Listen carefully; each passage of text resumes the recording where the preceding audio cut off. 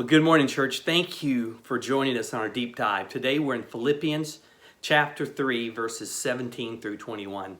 Now, I love in this section. To me, it really shows us the heart of the Apostle Paul. That as he's talking to the people at Philippi, he's talking about those who don't know Christ. And he's talking about them heading for destruction. And he says, I say this with tears in my eyes. And I don't think it's a metaphor. I think Paul literally is hurting for those who don't know Christ and those who are heading for destruction.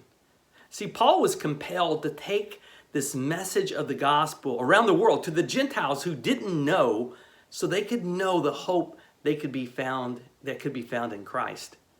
See, Paul didn't have this feeling because they were opposing him or the gospel. They're going to get theirs. This will teach them. No, he really hurt for them.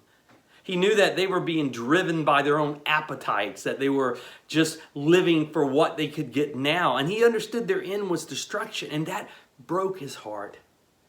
I think sometimes, we kind of lose that perspective. We drive down the parkway and we're passed by hundreds and hundreds of cars.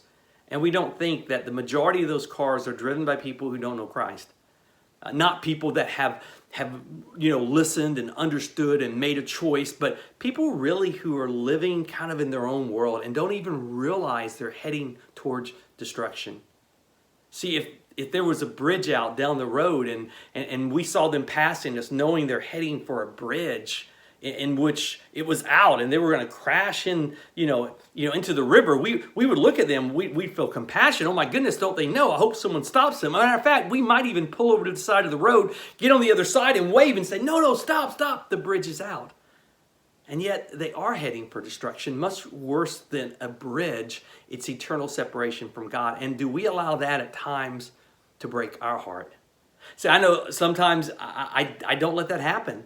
I see people who've rejected Christ and kind of just said, I guess they've made a decision, not realizing that God has put me here to try to encourage them to know Him, to know Christ in my life, in my behavior, and what I do.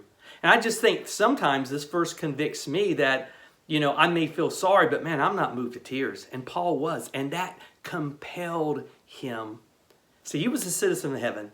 And he knew ultimately he wasn't heading for destruction, but that wasn't enough.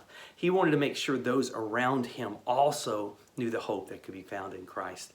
I think it's a challenge for us, as Paul says early in this verse, that we're to follow his example, that we should be hurt by the fact so many around us who don't know Christ, and we should be compelled to bring that message to them. Guys, thank you for joining us for our daily Devo. I hope you continue with us tomorrow.